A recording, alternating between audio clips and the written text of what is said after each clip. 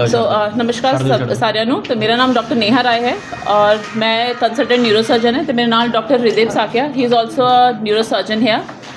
हमारा आज का मुद्दा था कि निवासा हॉस्पिटल होशियारपुर, जो हम इसको सेंटर ऑफ एक्सीलेंस में कन्वर्ट ऑलरेडी आधी चीज़ें हो चुकी हैं, यहाँ पे आधी चीज़ें हम करके और चीज़ें कमिंग टाइम में लाके एक प्रॉपर सेंटर ऑफ एक्सीलेंस बना रहे हैं इस जगह को। हमारे यहाँ पे ब्रेन और स्पाइन से रिलेटेड जितने भी कंडीशंस हैं, ट्रॉमा हो गया या किसी ब्रेन और स्पाइन का ट्यूमर होता है, कोई फ्रैक्चर्स होते हैं, साथ में स्ट्रोक होता है जिसको अधंग होना बोलते हैं।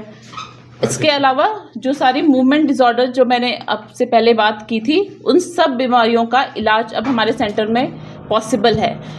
As a centre of excellence इसलिए है क्योंकि जैसे ही पेशेंट हमारे पास आता है उसको जिस जिस चीज़ की ज़रूरत है, जैसे ट्रॉमा के लिए हमको इमीडिएट इन हाउस सीटी, MRI, इन सब चीज़ों की ज़रूरत पड़ती है। इसके अलावा सिर्फ पेशेंट को कभी ब्रेन इंजरी ना हो के और भी चीज़ें इन्वॉल्व होती हैं, तो हमारे पास सारे स्पेशलिटीज़ हैं जो मिलके पेशेंट का एक क्यूमुलेटिव केयर दे सकते हैं।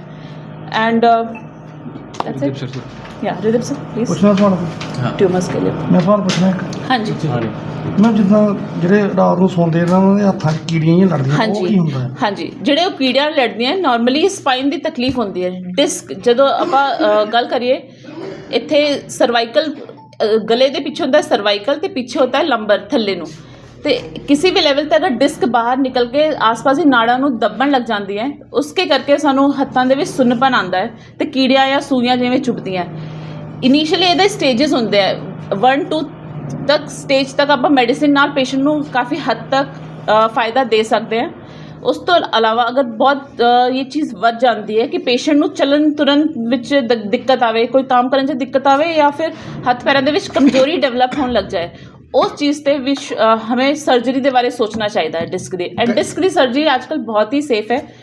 नाल जो सर ने पहले दसा मिनिमल इन्वेजिव भी ऑप्शंस आ गए, बिल्कुल छोटे चीरे नाल ਆਪਾਂ डिस्क ਨੂੰ ਬਾਹਰ ਕੱਢ ਕੇ ਪੇਸ਼ੈਂਟ ਨੂੰ ਆਰਾਮ ਦੇ ਸਕਦੇ ਹਾਂ। ਕਈ ਬੀਬੀਆਂ ਸਿਆਲਾਂ ਦੇ ਵਿੱਚ ਠੰਡੇ ਪਾਣੀ ਨਾਲ ਹੱਥ ਧੋਂਦੀਆਂ, ਉਹ ਕਹਿੰਦੀਆਂ ਦਰਦ ਕਰਦੇ ਆ, ਜਾਂ ਹੱਥ ਪੈਰ ਸੁੰਨ ਹੁੰਦੇ, ਉਹ ਵੀ ਇਸੇ ਬਿਮਾਰੀ ਨਾਲ ਰਿਲੇਟਡ ਹੈ ਜਾਂ ਹੱਥ ਪੈਰ ਨਹੀਂ ਜੀ, ਠੰਡੇ ਪਾਣੀ ਨਾਲ ਸੁੰਨ ਹੋਣਾ ਤੇ ਜਿਹੜਾ ਅਕੜਾਂ ਆਉਂਦੇ ਨਾਰਮਲੀ ਇਹ ਡਿਸਕ ਵਾਲੀ ਤਕਲੀਫ ਨਹੀਂ ਹੁੰਦੀ। ਡਿਸਕ ਵਾਲੀ ਤਕਲੀਫ ਹੋਗੀ ਤਾਂ ਸਾਰਾ ਦਿਨ ਮਰੀਜ਼ ਨੂੰ ਉਹ ਤਕਲੀਫ ਰਹਿੰਦੀ ਹੈ। ਮੈਮ ਇਹ ਦੱਸ ਦਿਓ ਕਿ ਕਿਸ ਟਾਈਮ ਮਰੀਜ਼ ਨੂੰ ਡਾਕਟਰ ਦੇ ਨਾਲ ਕੰਸਲਟ ਕਰ ਲੈਣਾ ਚਾਹੀਦਾ, ਕਦੋਂ?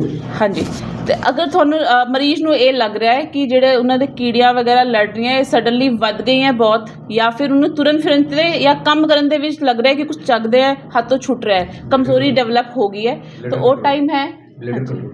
या और साथ में अगर कोई उनको पेशाब दे कंट्रोल जा रहा है, वो तो बहुत ही एक्सट्रीम स्टेज हो जाती है, पर इवन दिस नॉर्मल जो वीकनेस आने लग गई नाल दी नाल डॉक्टर को मिलना चाहिए। और कितनी देर के बाद डॉक्टर के हाथ से भी ये सब निकल जाती है चीज़ें? कितना लेट करते हैं मरीज? डॉक्टर के हाथ से तब तक नहीं, मरीज़ अगर आ रहा है तो हम कुछ ना कुछ हेल्प हमेशा प्रोवाइड कर सकते हैं। बात यह है कि मरीज़ किस स्टेज पर आ रहा है। मेरे पास अगर पेशेंट आएगा ही कि उसका इतना महीनों से अभी सभी बिल्कुल ही आप बोलोगे पैरालिटिक्स टाइप हो गया है, मूवमेंट कर ही नहीं रहा है, या फिर पेशाब पे कंट्रोल ख़त्म ही हो चुका है, उस चीज़ को रिवर्स करना इट्स वेरी वेरी डिफ़िकल्ट। एक लेवल तक कुछ फ़ायदा दे सकते हैं सर्जरी से, बट एक बार जब ये चीज़ डिस्ट्रॉय होकर ख़त्म हो जाती है, उसको रिवर्स करना फिर किसी के हाथ